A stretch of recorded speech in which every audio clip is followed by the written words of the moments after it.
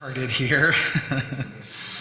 Welcome to our August Power Board meeting. Thank you everyone for coming and joining us. To get started, we'll start with item number 1, the approval of the agenda. Did everyone get a copy of that and have a chance to look through it? Yep. Are there any questions or comments? Okay, can I get a motion to approve? I'll motion to approve the minutes. I'll second it. Okay, Mike. Okay, Dick, would you start? Saunders, aye. Todd? Spriggs, aye. Hauser, aye. Mark, aye. Dinsmore, aye. Okay, item number 2 is the approval of the minutes for June 6th. Everyone get a copy of those and get a chance to look through, and are there any questions? I'll go ahead and motion to approve the minutes. Okay, Todd Second. and Mark seconded, so Dick, would you start us on a vote? Saunders, aye. Mark, Hauser, aye. Todd, Spriggs, aye. and Dinsmore, aye. Okay. Yeah, we're moving right through this agenda. Okay, item 3, it's time for regular business. Turn it over to Rick. It's going to be a short and sweet meeting, so hopefully nobody feels bad.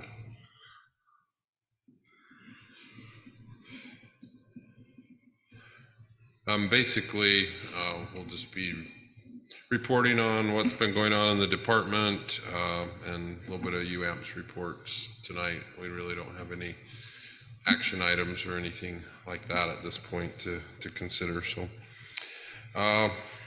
it has been a couple months since July 4th was on Tuesday last month, so we didn't have a meeting. On June 14th, the council did approve the renewable resource policy update that you guys approved earlier in June. So far it's been going well. We had a little bit of a rush at the end of June. I think people thinking they were gonna circumvent something by getting it in before they had to go to WC3, but we're pretty well through that little hump, and we've got our first one that's come through that way, and it was very nice and very easy to review, and they'd already taken care of 90% or more of the questions, so I anticipate that going well.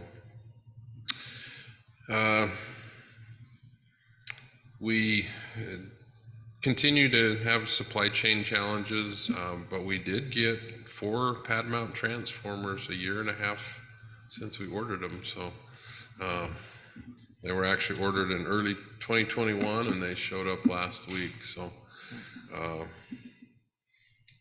it is amazing, and we've even had some real simple parts now. They're saying, oh, that's going to be out a year. So I think we're on top of things, but it seems like it just rotates through what they say is a long lead time item now.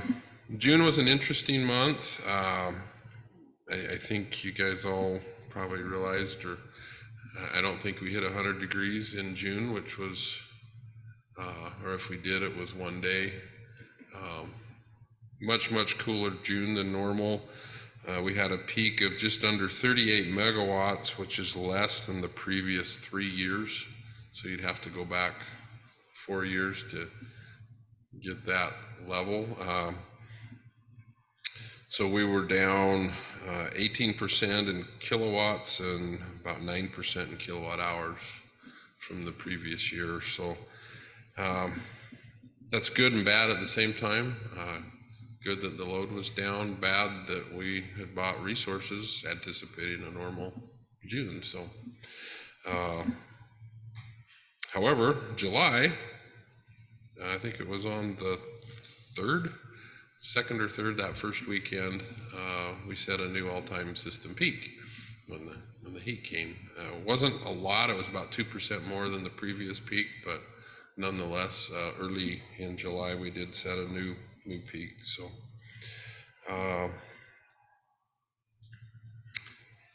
on June 1st, we started running the generators generally about 4 hours a day, and then in July it increased to 6 hours to match the gas we bought. In July, there was a lot of days they ran 8 to 10 hours where it was able to buy additional gas on the spot market. And power prices in July did bump up to, during the peak hours, around the $150 range. So the generators definitely paid off on that. There's your password.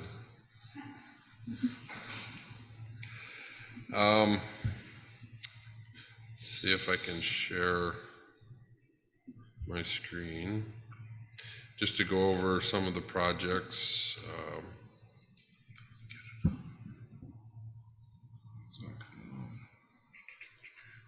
Good, came up.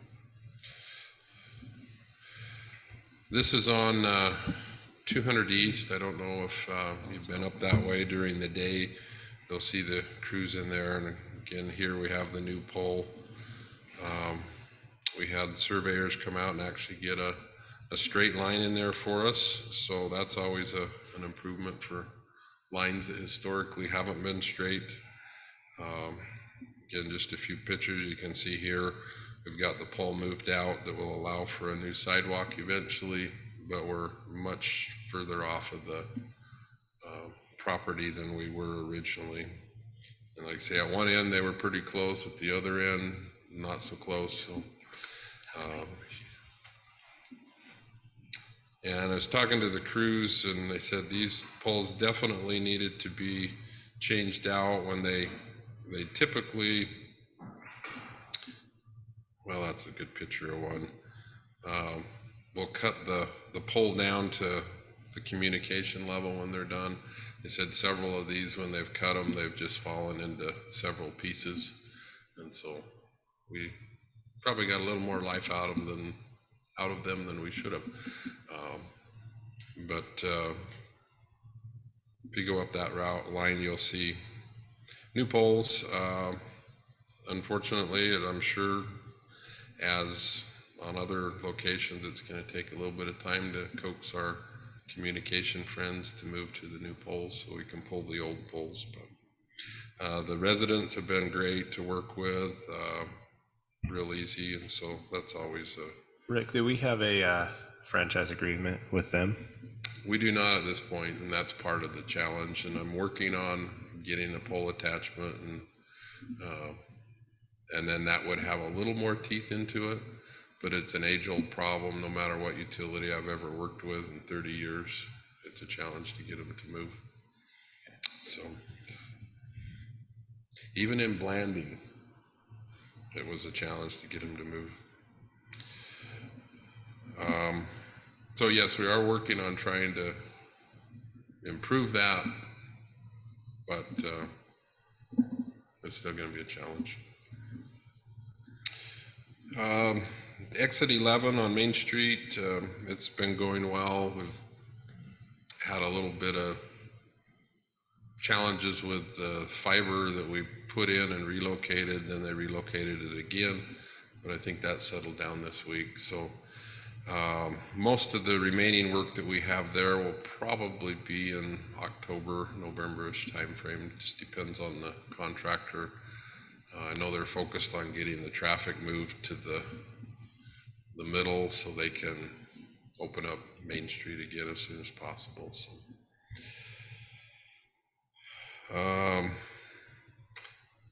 the Grapevine substation site and Trailhead, we had the pre-bid this morning at Public Works. Their bids are due next week, so hopefully we'll know next week how that one will turn out. The other big project we have for this fiscal year is the advanced metering infrastructure, the AMI meters. The RFP's been out on the street for what, 3 weeks, 4 weeks, and it's also due a week from Friday on the 11th. And so one thing on that I would appreciate, and if one of you or multiple of you are interested in, our plan is we're going to have probably 5 or 6 respondents.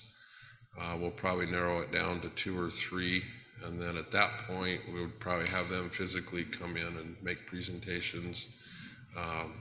I think it might be good to have a couple representatives of the Power Board maybe sit in on those interviews, and, you know, look at it from a customer's perspective a little more than I might.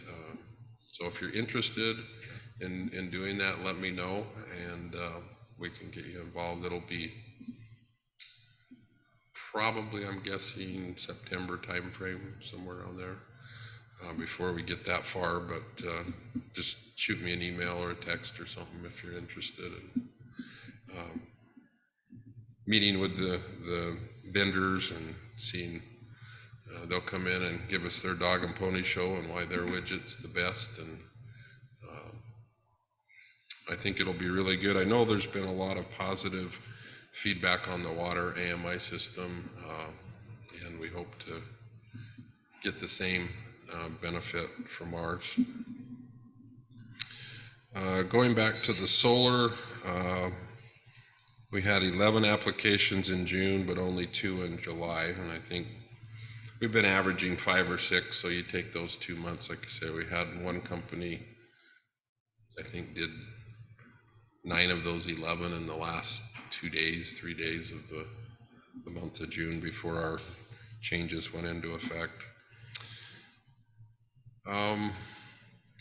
We did have a couple interesting events in June, and I don't know if you remember, this has been probably about a year ago.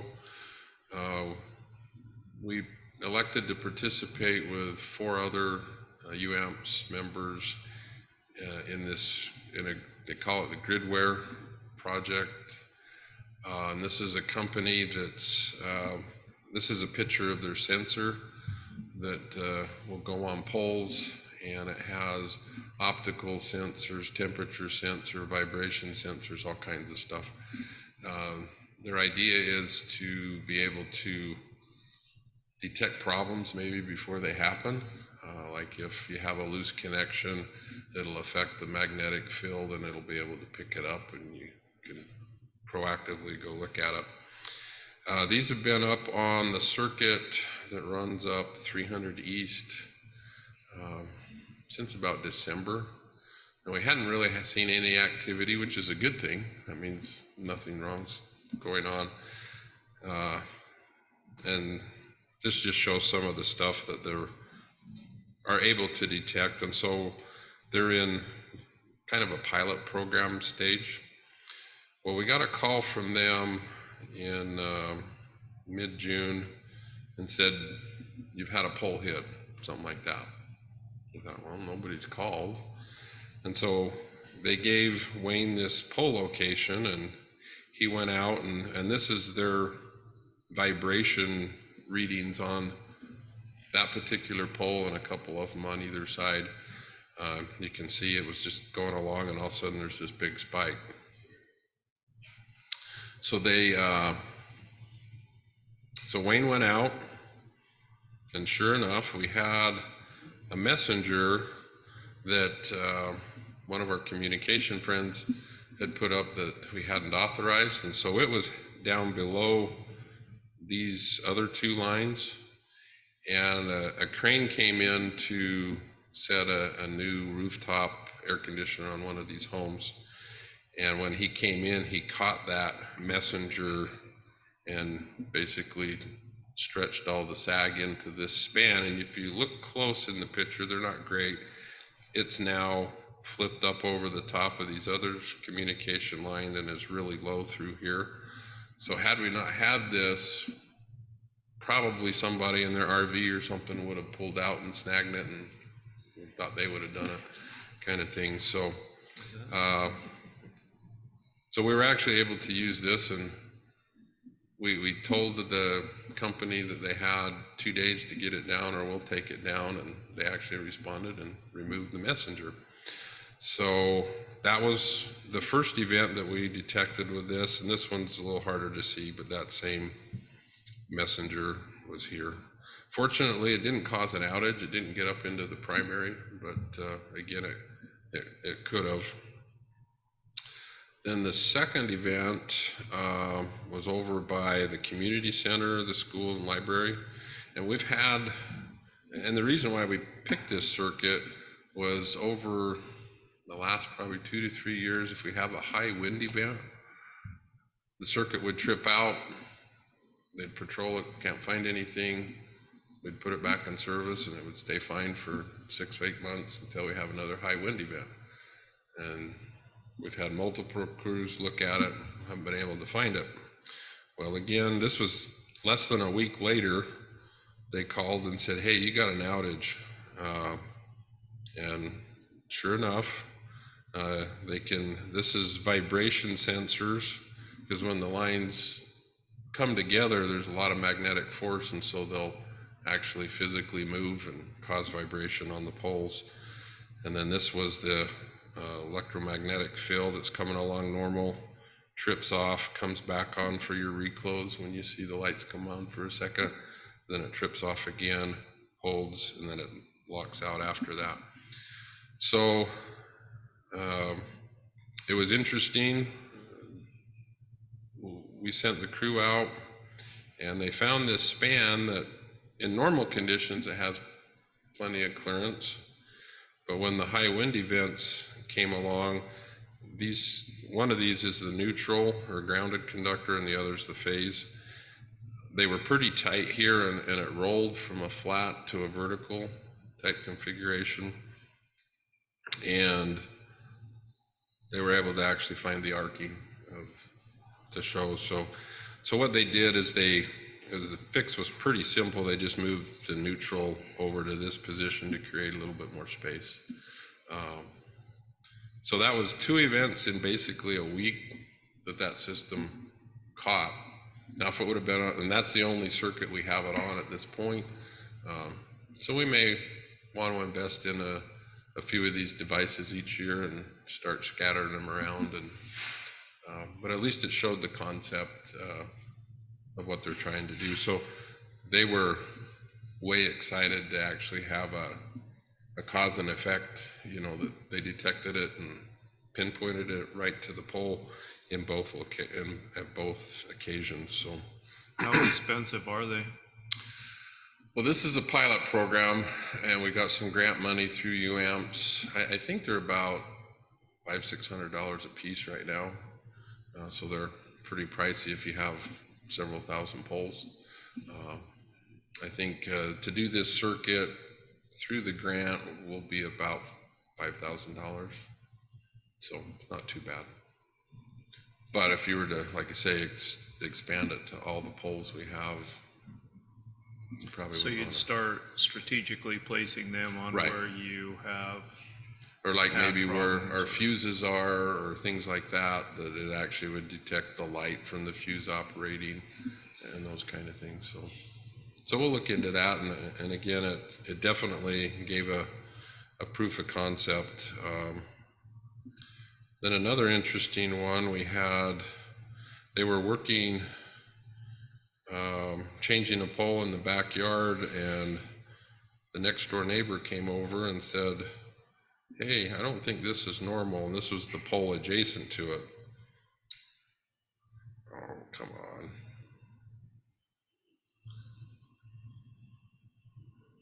Maybe it's not gonna cooperate. It's only an 8-second video. too many people on the Wi-Fi. Yeah, that last guy that got on. Yeah, whose fault was that?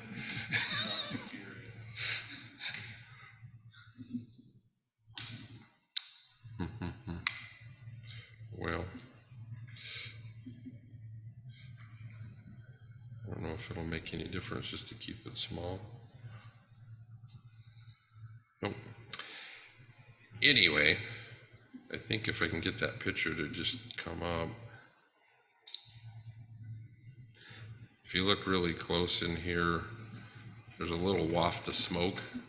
So the transformer was still in service, and it had just been leaking and had a bad connection internal to the transformer. So they got to stay late that night and change that transformer as well. So smoke is not a good thing. No, everything electrical runs on smoke, and if you let the smoke out, it stops working. You've heard that, haven't you? That's an old electric joke, but usually that's, you know, most of the time, you're right. You let the smoke out, it stops working. Traden Beard was able to pass his first year test, and so he's second year apprentice now, which is good. He was able to, because of his background, able to challenge. He didn't have to wait a full year to take the test, and so he was able to pass it and did really good, and so that was great that he was able to not skip a year, but he's probably 6 months, 8 months ahead of what he would have been otherwise. So for our safety meetings this last couple of months, one, we had Dominion Energy come in and do a safety training for us. It's always good. Our crews are always out digging. Just to remind them, they have some of their interesting bad videos, just like the electrical side has, and showed some of those to hopefully gain a healthy, appropriate respect when you're digging in areas. And then we did another one that Caden put on induction, which is where you can actually get a voltage transferred to a line that may not be energized from an adjacent one that's energized, and it can be really dangerous. So we completed our crew loves it. Each year we have to do an annual inventory count of all of our materials. They really don't like it, but we have to do it, and they do a good job with it. We installed some bollards on telegraph by RVs where you enter in there, and to protect one of the transformers that's been hit, and it was less than a week, and the bollard got hit. So the bollard did what it was supposed to, but if you go by now, the bollard's leaning over, so we got to go straighten it again. So if you ever pull in there with your trailer, make a wide turn.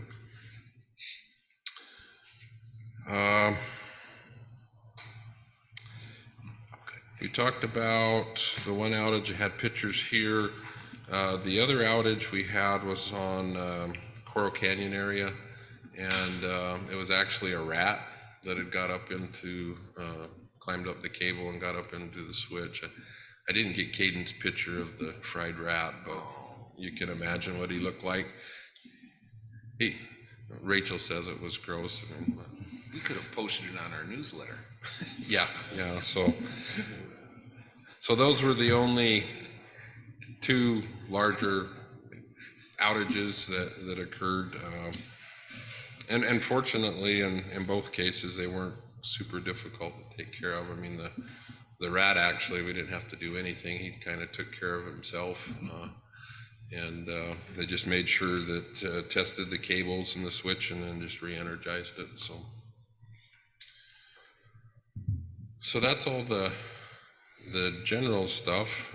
If you got any questions, or we can move on to UAMPS. Okay.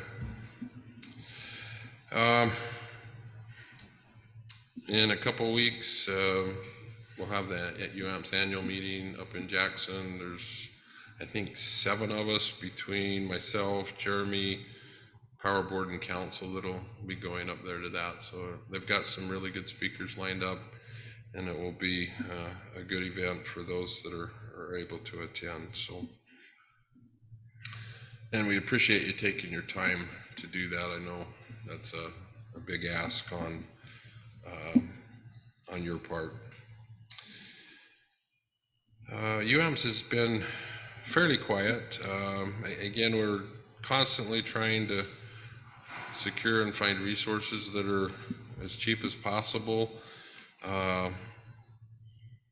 It's taking a bit longer. There's a lot of the counterparties that don't want to enter into long-term contracts right now.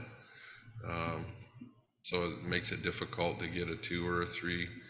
They originally approached some of them on a 5-year type commitment, and they basically told them they wouldn't do things that long right now. They don't want to lock themselves in to an amount. So that's an ongoing effort. On our Central St. George project, Couple things there. There's a small, it was less than a quarter-acre lot down on Washington Dam Road that on an Arabian Way that we decided to sell it. There's really nothing we could do with it, and nobody else but the adjacent property owner could do with it. He just wanted to expand his little corral down there for his animals. And so basically we sold it, and the whole lot is an easement.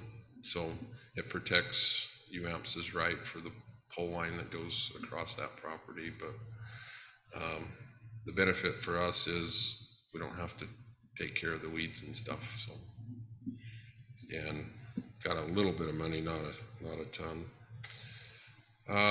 The other big thing on that project is by 2026, studies have shown that the 138 kV system between Rocky Mountain, UAMP, St. George, and Dixie needs to be run looped together or closed. And in order, if you do that, it can bring on some reporting baggage with the federal government. And so we're working on a process to get this area as an exemption. And so we've got a consultant, or UAMPS does, to put together the documentations to submit that, to say we don't think these rules need to apply. And it'll save us money because there's quite a bit of baggage that comes once they call it the bulk electric system. If you get into that, there's a lot of reporting and things that, again, cost money to do. So hopefully we're successful in that. If not, it's not the end of the world, but we just have to account for those costs. So.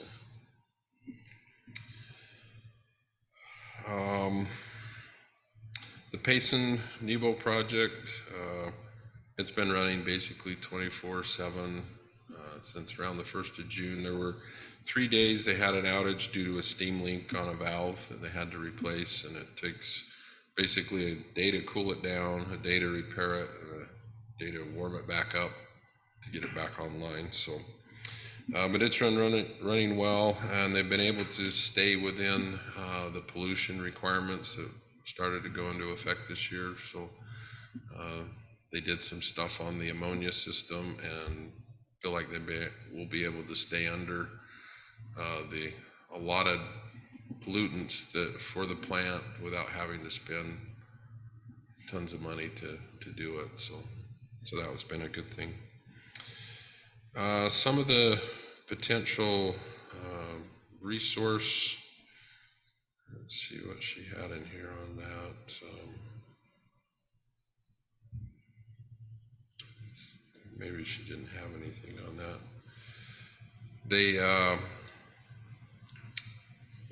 We were a study participant in a geothermal project, potentially with UAMPS.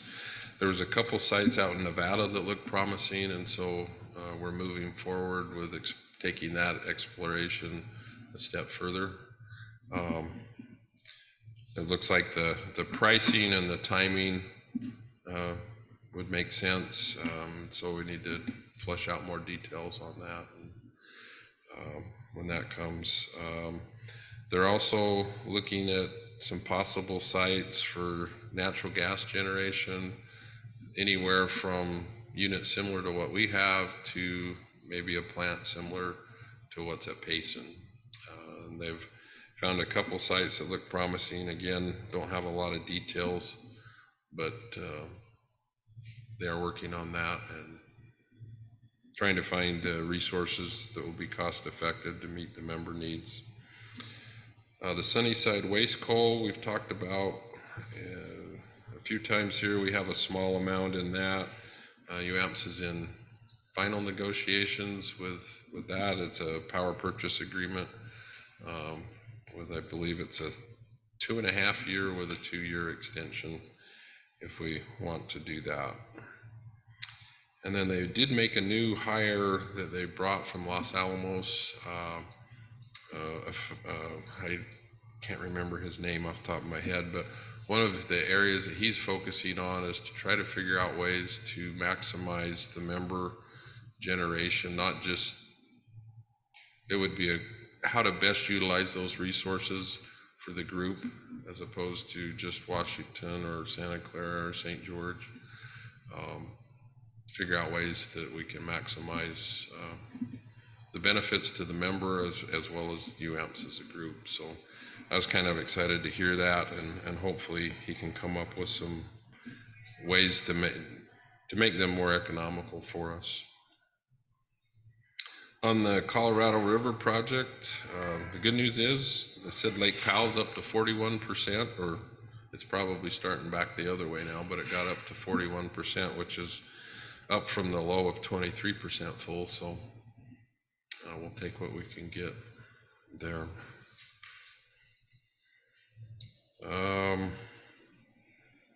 The Vail project, as long as Kern River is compressing gas, it runs really well, and we get consistently just under about a megawatt out of that plant.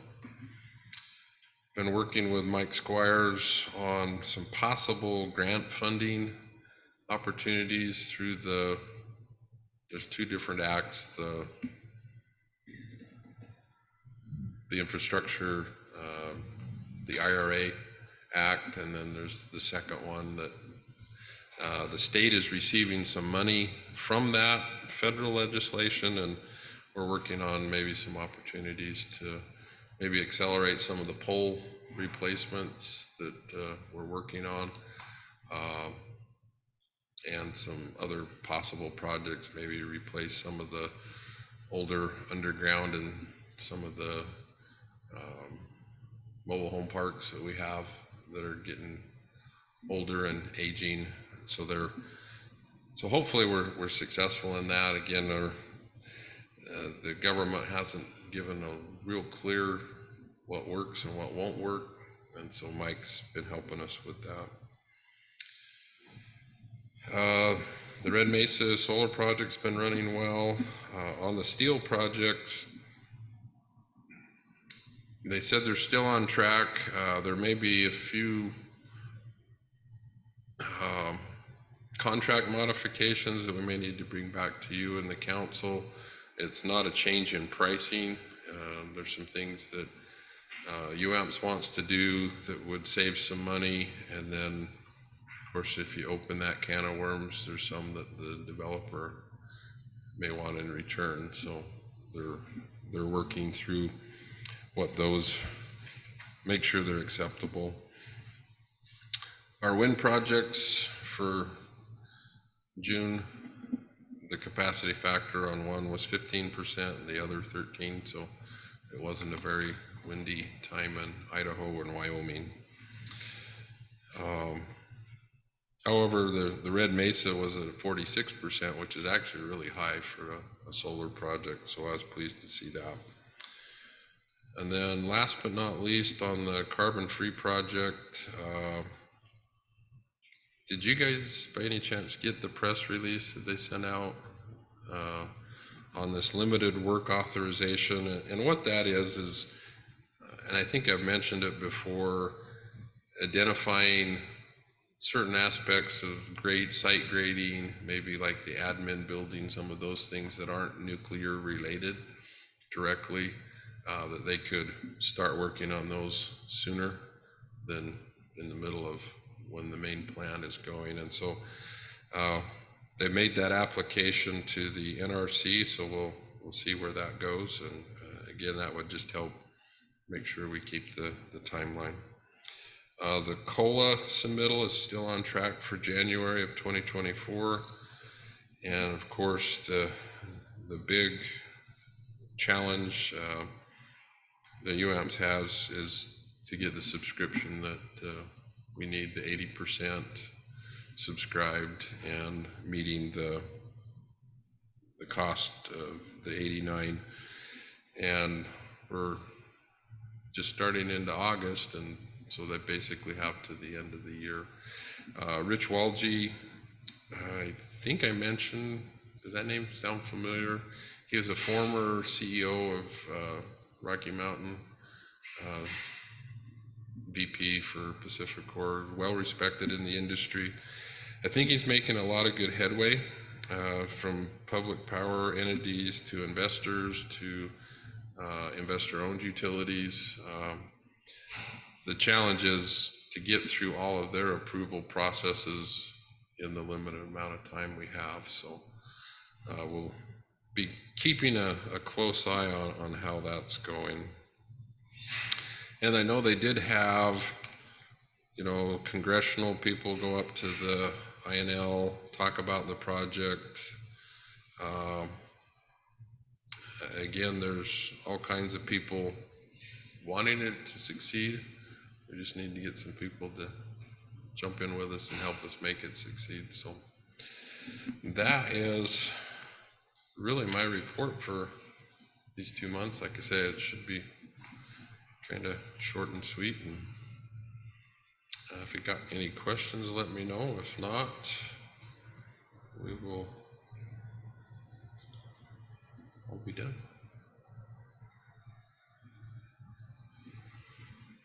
Any questions from anyone?